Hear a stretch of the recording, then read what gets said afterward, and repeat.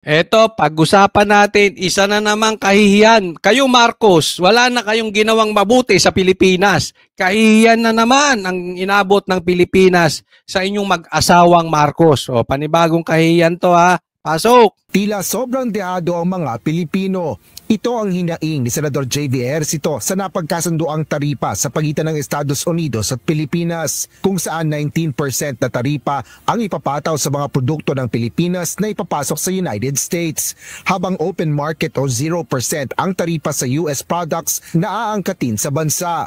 Ayon kay Senador J.V., akala nito ay Little Brown Brothers ang turing ng mga Amerikano sa mga Pilipino. Ngunit bakit anya tila laging naiisahan ng mga Pinoy sa mga ganitong usapan? Aniya, sana ay gawing patas man lang kung tunay nakakampi ang tingin sa Pilipinas. Yun. Dito muna tayo kay JB. Sakto yung sinabi niya. Akala ko ba Little Brown Brother ang tingin nyo sa amin? Akala ko ba kapatid ang tingin nyo sa amin? Meron bang ganong kapatid? Meron ba namang kakampi ganon? Halimbawa, di ba? Kami sa Banateros, 19% sa'yo, akin 1%, ay 0%. Di ba? Magkakampi ba yung ganyan? Ito pa ang nakakatawa. Si Marcos, proud na proud pa siya doon sa ginawa ni Trump na in-announce na he's a great negotiator. Alam mo, nakakahiya si ano? Nakakahiya si Bongbong. Yung tinawag kang great, good negotiator, tapos ang papasok na produkto ng Amerika sa Pilipinas, walang taripa. Tayo, ang papasok na produkto natin sa Amerika, 19%. Nabawasan lang ng 1%. Pero sa katunayan, sabi nga parang nung mga nakaraang ilang buwan, nasa ano pa lang yan Parang tumaas pa, parang nasa 15 lang ata. Ginawa lang 20 para kunwari pag binaba ng 19 mukhang okay. Alam niyo yung mga nagse-sale sa mall, tataasan lang yung presyo para pag nag-sale, kunwari nakamura, pero hindi naman talaga. Parang ganito daw ang ginawa dito kay Bongbong. Parang ginisa sa sariling mantika. Ito naman si Bongbong tuwan-tuwa, nagmukha talagang tanga Pilipino dito. Kasi isipin mo, representative nyo yan Amerika, presidente. Whether we like it or not, kahit hindi ka man sang-ayong presidente kay Bongbong Marcos, they thought that we are stupid. They thought that we are weak. Kasi pinaglaruan siya talaga ni Trump. Sarcastic yun. Di ba sa inyo, bigyan ko halimbawa, sa inyo magtotropa, may dumating, ang baduy-baduy. Ay, ang ganda ng forma mo. The best to sa grupo namin pumorma. O kaya doon sa grupo nyo may pinakapangit. Alam mo, sa grupo namin, ito pinakapogi. Hindi po sa nangiinsulto tayo, pero meron tayong ganung mga kagrupo, di ba? Lagi nating niloloko. Yung pagtipong pag wala siya, hindi masaya. Oo. Kasi siya yung pinagtatawanan di ba? Oo. Tapos pupurihin mo, gustong-gusto niya pa yun. Oy, ang payat-payat mo na. Sa grupo, ikaw siya ang pinakamalaki. Payat. Ganyan po ginawa kay Bongbong. Meeting ng presidente, pinaglaruan si Bongbong. Meeting ng presidente, ginawang tanga si Bongbong. Ito mas nakakatawa. Yung mga kakampi niya, meron siya mga pinklawan na naging pula. At saka yung mga media, binibuild up. Alam mo, nakakatawa. I mean, yung nangyari doon sa Amerika, yung meeting na yon, hindi mo nga masasabi na sakto. Okay naman. Lugi lang tayong konti. Hindi. Talagang nakakatawa. Nakita nyo ba ginawang tanga ni Trump si Bongbong? Hindi niya lang madiretso, sinabi pa niya nagpapasalamat ako doon kay Bongbong na ang daming kasama. Takot kasi yan, kaya maraming entourage. Di ba? Isa pa, meron kayong barkada, ganyan. Naku, minabalitaan ako. Hindi ko na nasasabihin kung saan. Inimbita sa isang formal gathering. Aba, ang dala isang barangay. Siya pa ang tumira ng leksyon. Pambira. Ganyan po si Bongbong. Ang daming dala. Kayo mag-asawa, wala na ba kayo talagang gagawin sa Pilipinas kung hindi kahihiyan? Yung asawa mo, di ba, may kasama, asawa ng namatay na nagko-cocaine. Nasa entourage ni First Lady Lisa, umamin na nagko-cocaine, nag-EMJ at nag-iinom. Asawa nung namatay, nagumamit din. Nagko-cocaine sa ibang bansa. Entourage ni Lisa. So anong tingin ng mga Amerikano sa atin? Addict. Tapos, Weak. Luto ang utak kaya pwede mong ikutin. Whether we like it or not, ganyan ang tingin. Ang masama nito, ininsulto pa. Adding insult to injury. May sugat na, nilagyan pa ng asin. Tumba na, tinatadyakan pa. Ganun ang ginawa ni Trump kay Bongbong. Ito, media. Ang matatawa ko naman sa media. Pinaglalaruan si Bongbong. Pinupuri pa. Naman, hindi ba kayo marunong bumasa ng sitwasyon? Kahit grade 2 makikita, ininsulto talaga si Bongbong doon. Isipin mo, 0 tariff sila dito sa atin. Tapos pag tayo 19, hello, hindi ba kayo tanga?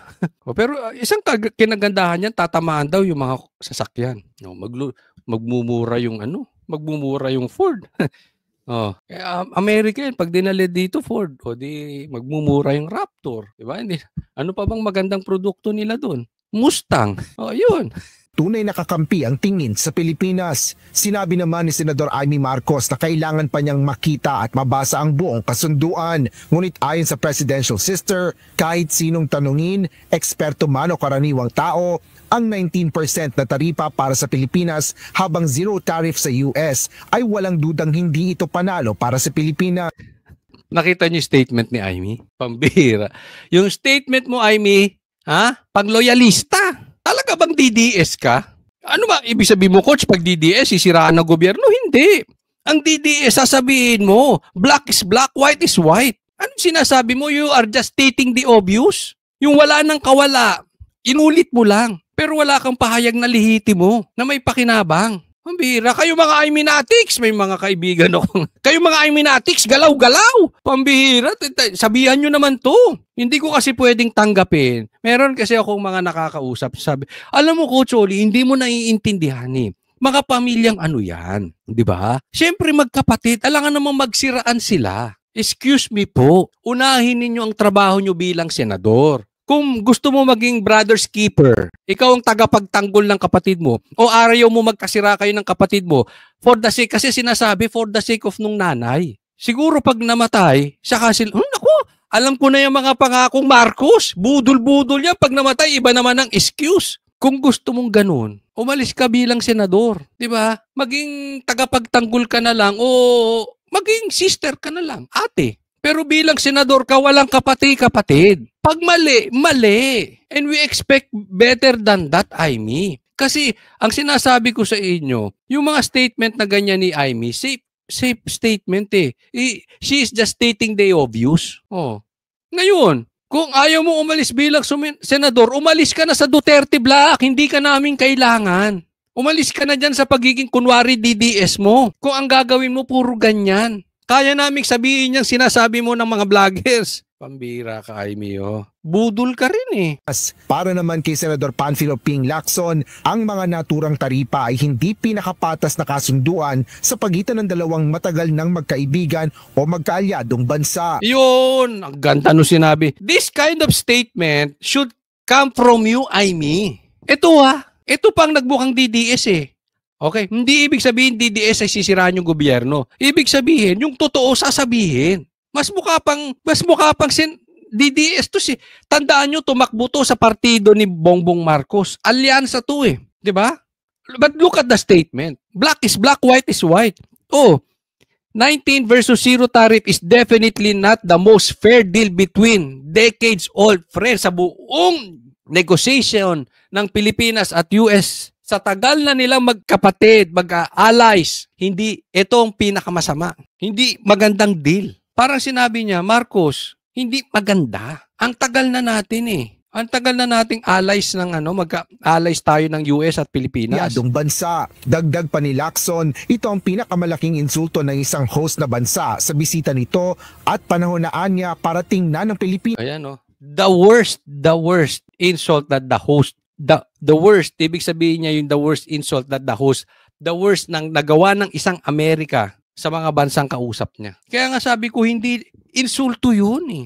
Itong media, itong mga political sinasabing expert. Meron pang isa yan dyan sa sa isang mainstream media na kilalang na parang bakla, na pinklawan, pero halatang-halatang bayad ng nila tamba, halatang-halatang nasa pula. Kaya na mag-isip kung sino tong bakla na ito. Pa-English pa, wala naman lamang ang utak. Nabilib pa rin sa Pinopromote pa, parang tanga lang.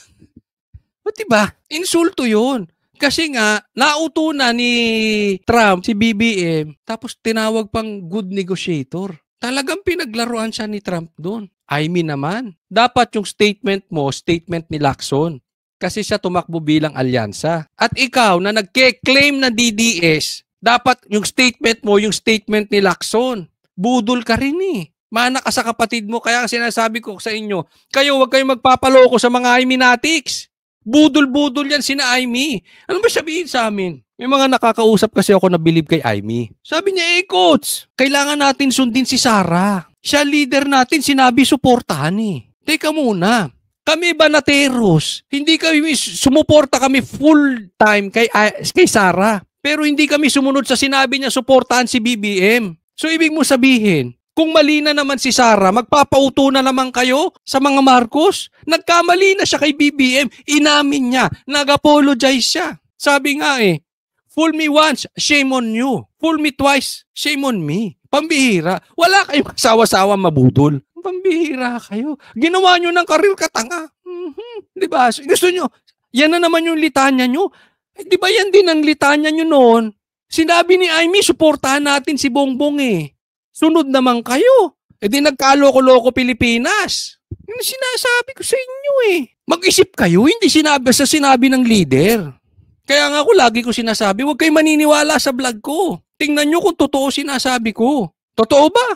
Nabudol si Bongbong. Nanindigan kami before, hindi namin sinuportahan si Bongbong. Siya Sara, Duterte kami. Even si PRRD sinabi ayaw niya kay Bongbong. Ano ba naman kayo? Tapos ito na naman ang palusot ninyo. Sabi ni Sara, baka naman may ano na dyan. Baka meron na kayong Ang ibang trade partners. Sa kabila nito, kinukonsidera pa rin ni Senador Vicente Soto III ang biyahe ni Pangulong Ferdinand Marcos Jr. na most fruitful o pinakamabunga at produktibong pagbisita ng presidente. Ano daw? Ito si Tito Soto.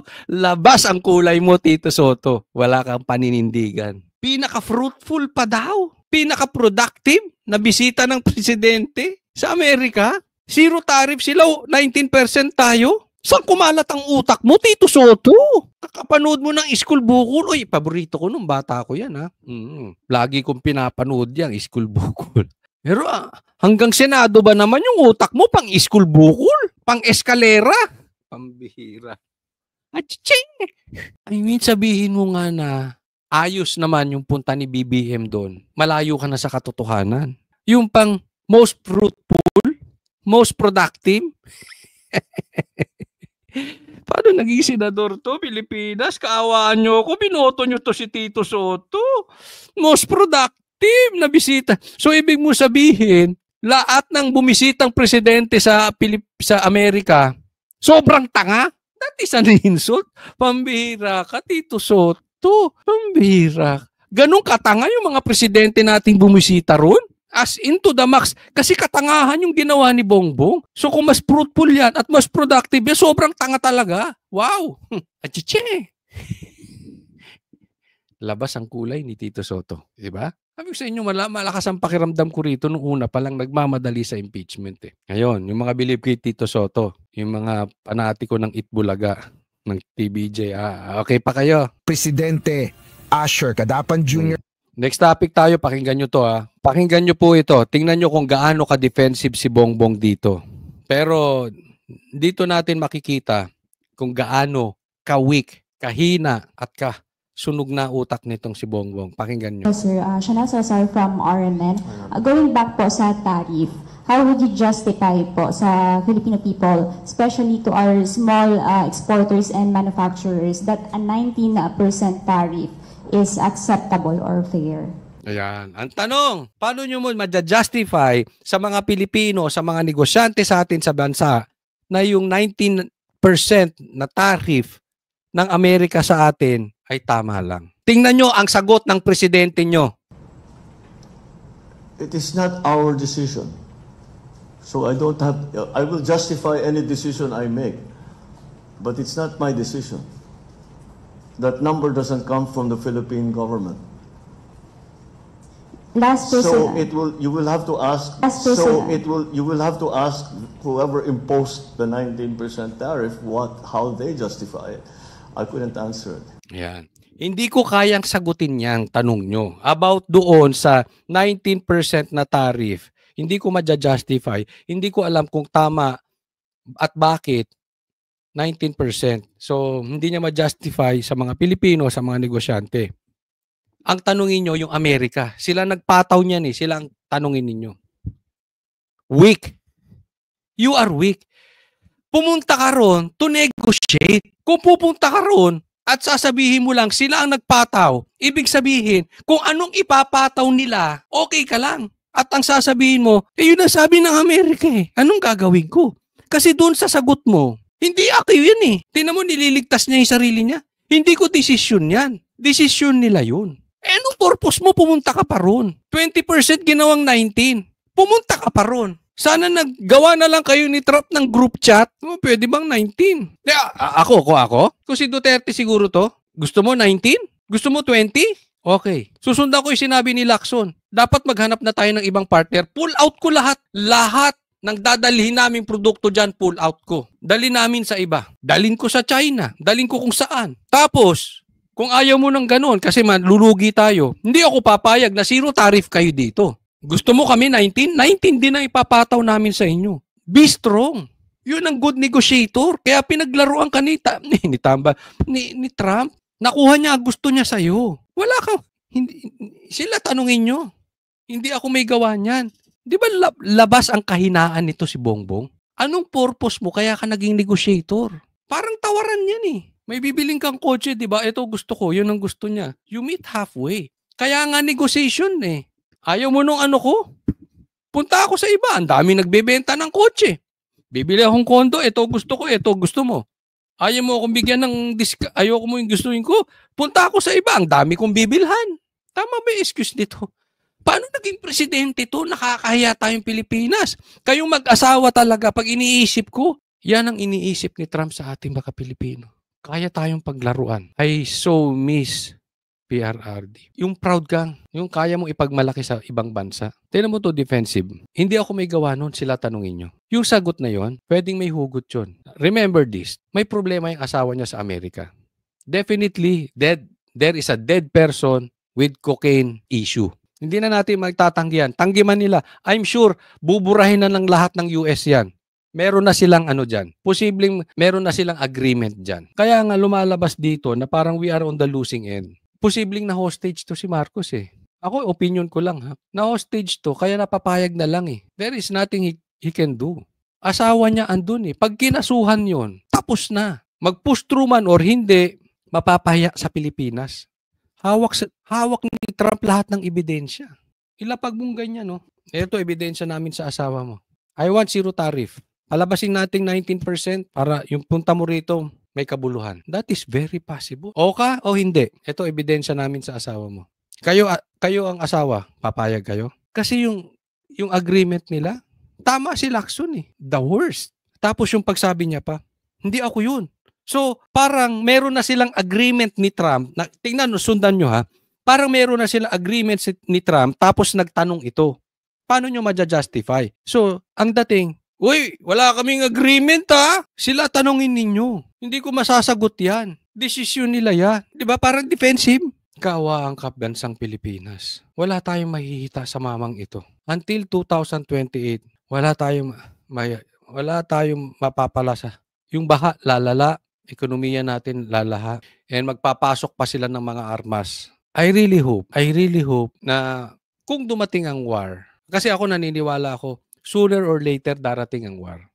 I 1,000% believe that there will be a second coming. So yung war is war. Mangyayari yan. Especially the players, Iran and Israel, yan na yung mga last days. So for me, I know mangyayari yung war. But wag naman sana sa panahon ni Bongbong. Nakakatakot. Hawak tayo sa leeg ng Amerika. Hawak siya sa leeg ng Amerika. Kawawa tayo mga Pilipino. Sana lang ako prayer natin. Kung meron mangyaring sigalot dyan, not on his term. Kawawa tayo mga Pilipino. Next topic po. Eto, pag-usapan natin, Torre. aatras na sa hamunang suntukan. Baste versus Torre. Panduwag yung sagot ni Torre. Mamaya, pakinggan natin. Okay. Dura Torre, Mr. Torre, sanay na ako sa iyo. Kasi matapang ka lang naman, we have the position pero kung suntukan tayo, arangan ko makaya, bita. Handa si Philippine National Police Chief Police General Nicolas Torre III para sa isang boxing match kay Acting Mayor Baste Duterte. Ayon kay General Torre, sa halip na magpalitan ng salita sa social media, Etong UNTV, ang ingay ng background. Sige, tuloy. Pati ba naman yung pinagpapansin mo pa? maaari Sige. namang magdao sila ng 12 rounds charity boxing match sa linggo, July 27. Naghamon siya ng suntukan. And well, sa atin naman, whether he's serious or not, sa atin, let's just put this on a better use. Kung yan ang gusto niya, madaling pagbigyan yan, boxing na lang para madaling iset up. At gawin natin this coming Sunday, 9 o'clock. I'll be there in Araneta. I'll ask Araneta to set up a boxing ring. Hopefully, they will oblige. Kung wala naman, di maghanap tayo ng kung saan gym ang gusto niya. Ang tanging nais ng PNP chief, sana ay mayroong mag-sponsor para kumita sila na siya namang itutulong sa mga nasalanta ng bagyong Krising sa iba't ibang panig ng bansa. Siguro you can find sponsors. Per round, may mag-sponsor. So, let's place their merchandise before each round. So, 12 rounds para medyo marami-rami ang sponsor, marami tayong ma-erase na pondo. Depensa pa ni Chief PNP, hindi sa pinapatulan niya si Acting Mayor Baste. Subalit isa na rin itong magandang pagkakataon para makatulong sa mga sinalanta ng bagyo. Pero tamang-tama dahil marami ang nasalanta ngayon ng bagyo at baha. Maybe we can use this moment or this opportunity to raise funds in a charity boxing match. This coming, kung para mabilis, this coming Sunday sa Araneta. Ayun. Kaya dyan. Hanggang dyan lang po muna tayo. Lagay lang natin ng magandang background picture. Okay. Ayan. Ito, tatanungin ko po kayo mga kalalakihan. Okay? Isasabihin ko po ang opinion ko at tingnan nyo po kung sang-ayon kayo. Para sa akin po, duwag to si Torre. Yung sagot niya ay panduwag. Coach Oli, lumaban na nga ng suntukan, lumaban na nga ng boxing, panduwag pa. Tingnan nyo ha. Sige, gusto ko mag-react yung... Basta wala tayong personalan. Okay? Ha? Bibigyan lang natin ng komentaryo kasi tayo naman ay lalaki. Napagdaanan natin to nung high school, nung college. Di ba? Alam natin yung mga ganyang hamunan ng suntukan. Di ba? Alam natin yan. Tayo tumanda na dyan. From elementary, all boys kami. High school, all boys kami. College, all boys kami. Claret, San Beda, all boys yan. So alam ko yung hugot na itong mga lalaki. Pero syempre gusto ko marinig yung side ninyo, lalo na yung mga kaedad ko, kung sang-ayon kayo na panduwag yung sagot ni Torre. Okay. Sasabihin ko bakit panduwag ang sagot ni Torre. Kasi gusto niya sa Araneta. Gusto niyang pakinabangan yan. Alam nyo kung matapang si Torre, meron siguro mas magandang sagot. Diba? Eto, alam to ng mga kaedad ko. Yung talagang, alam mo kasi kung yung tao matapang Alam mo kung matapang yung sagot. Ang dapat na sagot ni Torre, sige, suntukan tayo. Pasok nyo kami sa isang kwarto. Walang armas, walang ibang manunood, walang bodyguard. Kami lang dalawa, mano-i-mano, one-on-one, square ang tawag dyan, square. Kami lang. Tapos, pag may tumba na, saka na lang lalabas yung isa. Di ba? Yan ang tunay na matapang. Hindi mo kailangan ipangaladkaran. Eto lagi ko sinasabi, hamunin ako ng suntukan ni Pacquiao. Lalaban ako. Hamunin ako na suntukan ni Tyson.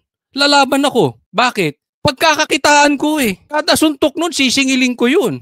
Di ba? May kita May pakinabang. I'm on the winning end. Kahit bugbugin ako ni Pacquiao, kahit bugbugin ako ni Tyson, makikinabang ako ron. Hindi dahil matapang ako kaya ako lalaban kay Pacquiao. Hindi dahil matapang ako kaya ako lalaban kay Tyson. Hindi sa ganun. Dahil kikita ko Ano man mangyari sa akin, buhay na yung pamilya ko. Tama or tamang-tama. Hindi po yun sukutan ng Kasi yung gusto nito, pansinin nyo naman. Ito si Torre, saan ba na-discover to ni Marcos? Sa road rage lang yan, di ba? Naalala nyo, itinibi niya yung kalbo na nanutok ng baril sa isang nakabisikleta. Di ba parehas duwag? Makabaril ka, tututo ka ng wala namang baril. Di ba?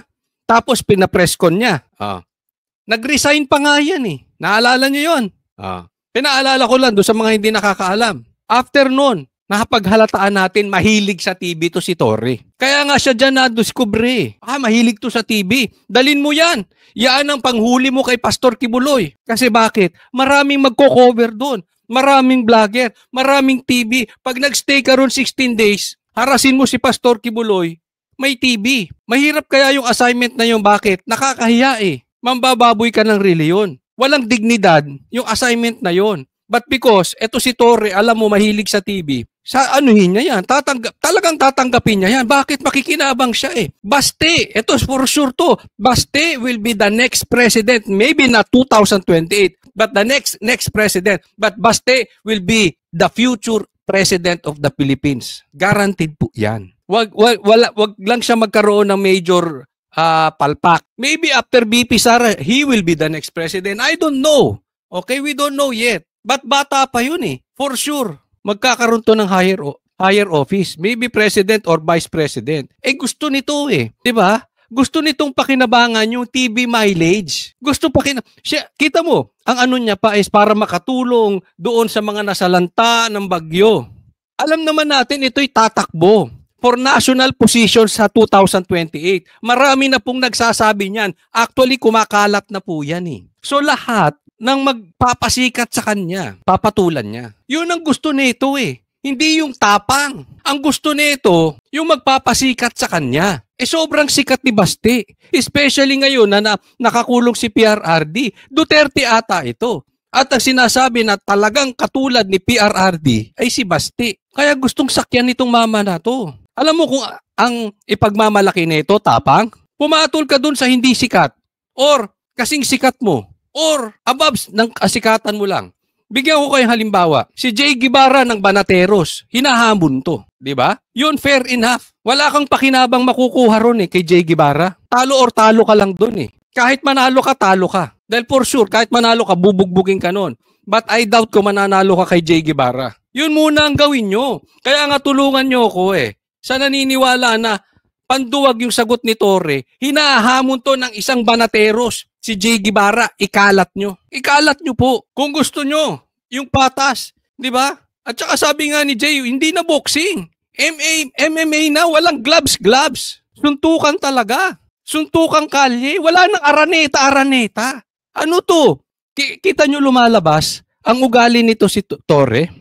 Kung mahilig sila sa trial by publicity, hanggang sa suntukan gusto ng TV, hanggang sa suntukan gustong pagkakitaan, kahit sabihin mo yung kikitain ibibigay mo sa mga nasalanta ng baha, imposibleng walang magbibigay sa iyo ng ano. Baka, eto okay, hindi ko kayo pinagbibintangan, pero posibleng bigyan ka ni Bongbong, matuwa sa'yo. Posibleng bigyan ka ni Tamba, matuwa sa'yo. Kasi kahit bugbugin ka ni Baste, nakuha nila yung gusto nila eh.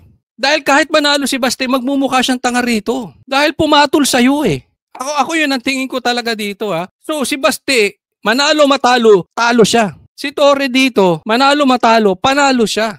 Kikita to, marami na namang kikitain. Tapos may TV time. Kitang-kita mo, di ba? Yan ang style ng mga tao ni Bongbong. Tapos alam nyo gusto niya?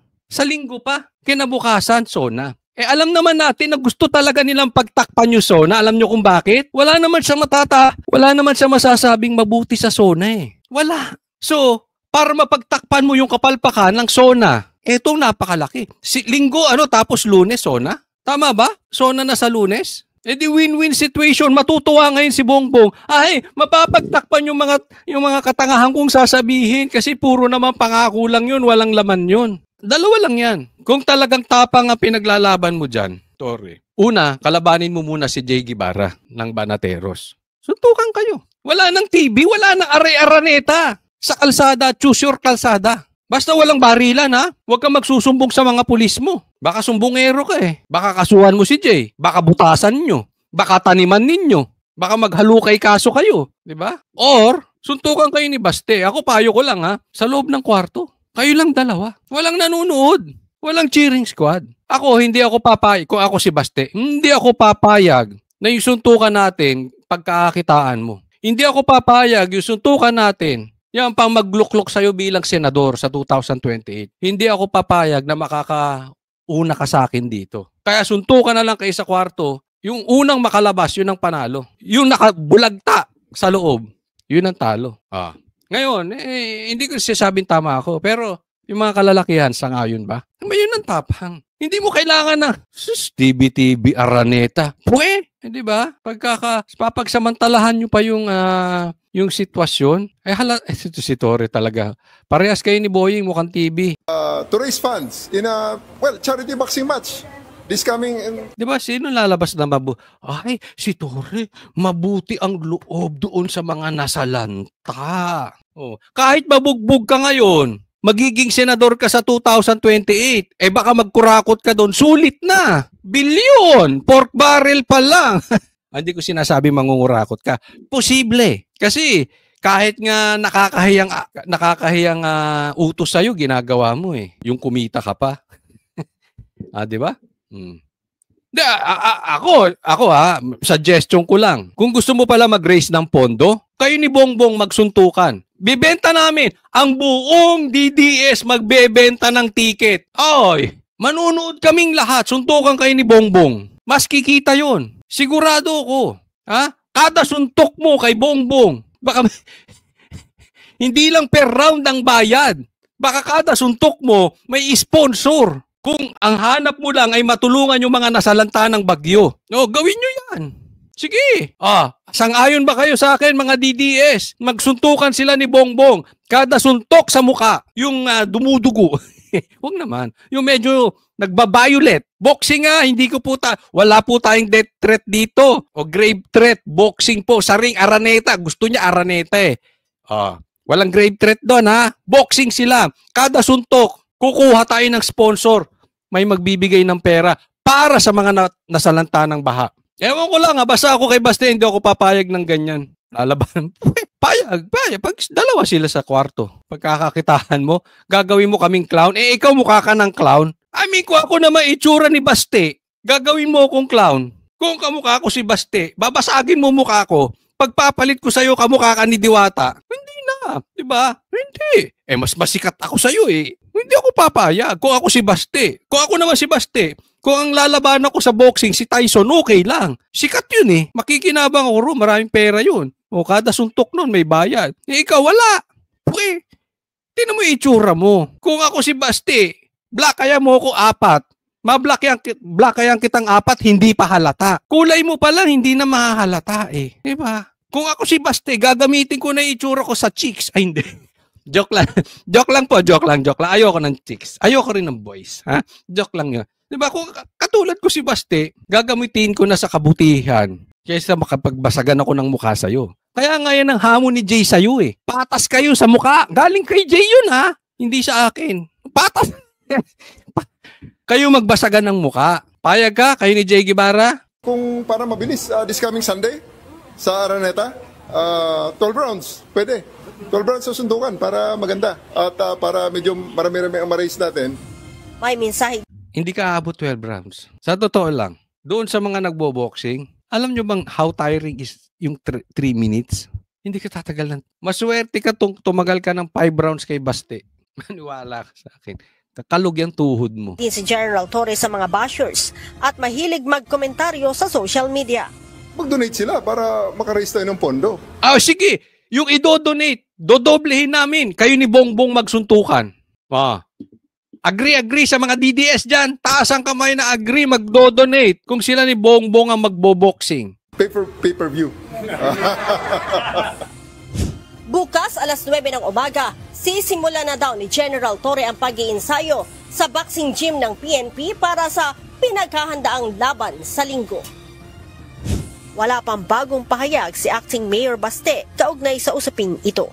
Leia. Alam mo, pero eto naman reality. Malakas ang resistensya nito ni Torre kasi nakita ko rin naman to nagja-jogging, dala yung baril, kahit ang baho-baho na niya, nakaka-jogging pa rin. Malakas ang resistensya nito. Kaya lang, iba pa rin yung bata. Tapos, manipis to si Torre But anyway, hindi natin alam kung may training si Torre ng... hindi naman barilan ng laban di ba? Hindi naman patayan ng ng nakatalikod ng laban. Hindi naman, wala namang armas, di ba? Wala namang armas ang involved. So, siguro, hindi natin alam kung may armas, baka lumusot si Torre. Yan. So, tulungan nyo ako. Ikalat nyo to kung kayo'y ikalat nyo tong video na ito kung sangayon kayo na mauna muna sila ni Jay Guevara. Pag pumasa siya kay Jay Guevara, saka dyan. Or sa kwarto. Sa kwarto kayo magano. Kayong dalawa lang. Pagka may bulagtana, saka nalalabas yung isa. Diba? Yun ang totoong tapang. Diba? Sa ngayon, mga kalalakihan. Okay, next topic po. Okay, pag-usapan natin ito, ha? Yung baha, ibibintang sa Duterte Black. Duterte Black po. Hindi lang Duterte, Duterte Black. Nasa hot seat ngayon si SP Cheese Escudero dahil sa kanyang insertions umano sa 2025 budget. Saan nga ba nilaan ang mga siningit na pondo? Yan ang detalye sa agenda report ni Hannah T. Tila na elbow ang education at health departments sa insertions sa 2025 national budget. Yan ang isa sa red flags na lumabas sa isang dokumentong nakalap ng Bilyonaryo News Channel tungkol sa di umano'y 142 billion peso budget insertions ni Senate President Cheese Escudero. Nakasaad kasi sa dokumentong mas marami pa ang multi-purpose buildings kesa mga school building. Wala rin halos additional funding sa sektor sa kabila ng urgent need na mas maayos na educational facility sa Pinas. Katunayan, ang sektor ng infrastruktura ang may pinakamalaking biyaya sa pondo base sa dokumento. Si Escudero ang di umano'y finance chair sa Bicameral Conference Committee at nag-insert ng mga proyektong ito sa final version ng national budget. Inaasahang mananatili siya sa... So, eto, sinisilip, etong insertions dyan sa Bicam. At hindi ko na ipi-play, no? Hanggang sa bandang huli ay maipapasok pa yung patungkol sa baha. Ito ang sa akin. Hindi ko po pinagtatanggol si Cheese Escudero, okay? Tandaan nyo, ang dami kong video, binanatan ko yan kasi ginawang waiter ni Lisa. So, hindi po tayo pabor sa mga ginagawa ni Cheese. Pero kasi, duda ako sa gawa ngayon. Openly, binanatan ko yung vice cam na yan. Kasi ngayon, maraming insertions yan eh. Napakadami ko ring videos about that. Marami akong vlog about it. So, binanatan ko yan lantaran. Asan kayo? Asan ang media that time? Asan ang pulahan that time? Asan ang mga tambaluslos that time? Asan ang mga pinklawan that time? Ngayon, bigla ninyong binuksan. Hindi ko sinasabing pabor ako dyan sa vice cam na yan, sa insertions na yan. Ulitin ko, binanatan ko yan. Pero kaduda-duda yung banat nyo ngayon. Kasi nung na-issue yan, tahimik kayo. Ngayon babanat kayo. Bakit? Dahil sa delay sa impeachment. At ang akala ninyo, kampe si Cheese Escudero kay BP Sara. Kaya ngayon, iniipit ninyo. Kasi kung concerned kayo dyan sa vice cam na yan, ang tagal namin binakbakan yan. Hindi namin tinantanan yan. Hanggang during the election nga, binalik namin ang binalik. Ba't hindi nagsasalita yung pinklawan? Yung mga makamarcos, hindi nagsasalita dyan. Ngayon, linisan kayo. Di ba? Kasi yan yung sinasabi ni BP Sara eh. Pagka ayaw nyo na may nasasabi patungkol sa inyo, sa madaling salita, ayaw nyo nang pumapanik sa kabila. May kausap nga ako, dating sekretary eh. Mapunta lang ng Davao, pinaiimbestigahan ninyo. Mapunta lang ng Davao, iniitsapwera nyo na. Ibig sabihin talaga, pag may duda kayo na hindi nyo nahawak sa liig, gigipitin. Ano sinasabi? Sisilipin yan. Saan daw napunta yung sa baha?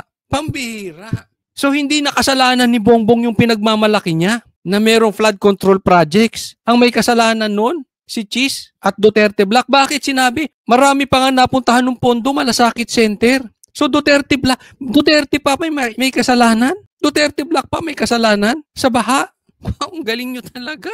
Kasi magsusuna eh. Ano sasabihin? Ikukunik yan ni Bongbong. I don't know where the flood control funds went. I cannot find the flood control funds. May tuturo na sila. Si Cheese. Kung sino-sino. Marcos, wag ako. Kung gusto mong ibintang yan sa kamera, go ahead. Kila tambaluslos. Pero huwag mo ibintang yan sa ano. Huwag ka maghanap ng buta sa Duterte Black. Kanyang liderato sa 20th Congress. Dahil yan sa Senate resolution na sign of support ng majority sa Senado. Sa dokumento, Bulacan ang tumanggap ng pinakamalaking pondo na 12.08 billion at may breakdown pa ng halos 3 bilyon sa flood control. 3 billion naman para sa mga kalsada, 3.6 billion sa buildings habang lagpas 2 bilyon sa street lights. Second honor naman ang Sorsogon na balwarte ni Escudero na tumanggap umano ng 9.13 billion habang tumanggap din ang Davao ng lagpas 7 billion. Hindi nakasaad sa kung syudad ba ito ng Davao o buong rehiyon. Pati Davao, di ba? Kita nyo na yung magic. Karamihan sa line items, whole numbers ang nakasaad na pondo, hindi gaya ng exact costings sa ilang engineering plans. Halimbawa dyan ang road projects na nakasplit sa segments package A to E para tila makaiwas sa audit. Maging ang solar street lighting projects, equally funded ng 100 million pesos kada highway kahit magkakaiba sila ng sukat. Bukod sa kakulangan sa engineering details, lumitaw din ang lagpas 3 bilyong budget insertion ni Escudero on behalf of Senator. Diba kanina, Davao. Ngayon, on behalf of Senator Bongo. Pipredict na naman natin. Yung flood control projects na pondo ibibintang sa Duterte Black. Mastermind si Cheese. Ngayon, kasalanan pa. Diba? Sinabi ko na rin yan na yung sa bungero, nawawala, ikokonekta nila sa drug war. Nagkatotoo, sobrang nagkatotoo. Tingnan nyo to. Diba? Ang daming babanggitin. Ang dami namang insertions dyan. Well, anyway, ulitin ko, hindi ako pabor dyan sa mga insertions na yan. Binanatan natin yan. But why only now? Yung nanggigipit kayo dahil gusto niya na simula ng impeachment.